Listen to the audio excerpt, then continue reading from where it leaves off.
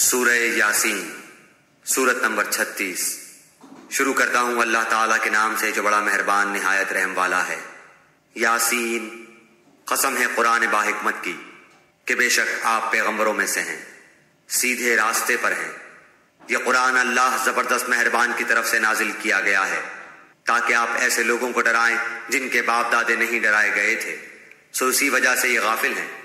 ان میں سے اکثر لوگوں پر بات ثابت ہو چکی ہے، سو یہ لوگ ایمان نہ لائیں گے۔ ہم نے ان کی گردنوں میں طوق ڈال دیے ہیں، پھر وہ ٹھوڑیوں تک ہیں جس سے ان کے سر اوپر کو الٹ گئے ہیں، اور ہم نے ایک آڑ ان کے سامنے کر دی اور ایک آڑ ان کے پیچھے کر دی جس سے ہم نے ان کو ڈھانک دیا، سو وہ نہیں دیکھ سکتے۔ اور آپ ان کو ڈرائیں یا نہ ڈرائیں دونوں برابر ہیں، یہ ایمان نہیں لائیں گے۔ بس آپ تو صرف ایسے شخص کو ڈرا سکتے ہیں جو نصیحت پر چلے اور رحمان سے بے دیکھے ڈرے، سو آپ اس کو مغفرت اور باوقار اجر کی خوشخبریاں سنا دیجئے۔ بے شک ہم مردوں کو زندہ کریں گے، اور ہم لکھتے جاتے ہیں وہ اعمال بھی جن کو لوگ آگے بھیجتے ہیں، اور ان کے وہ اعمال بھی جن کو پیچھے چھوڑ جاتے ہیں، اور ہم نے ہر چیز کو ایک واضح کتاب میں ضبط کر رکھا ہے۔ اور آپ ان کے سامنے ایک مثال یعنی ایک بستی والوں کی مثال اس وقت کا بیان کیجئے جبکہ اس بستی میں کئی رسول آئے۔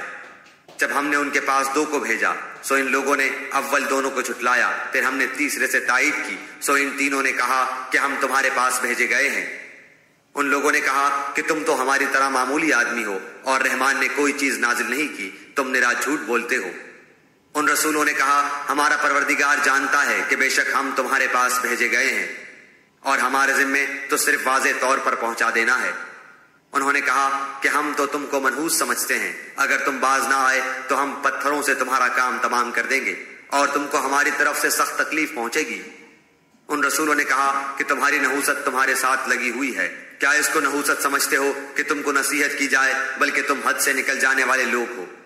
اور ایک شخص اس شہر کے آخری حصے سے دوڑتا ہوا آیا، کہنے لگا اے میری قوم، ان رسولوں کی راہ پر چلو، ایسے لوگوں کی راہ پر چلو جو تم سے کوئی معاوضہ نہیں مانگتے اور وہ راہ راست پر ہیں، اور مجھے کیا ہو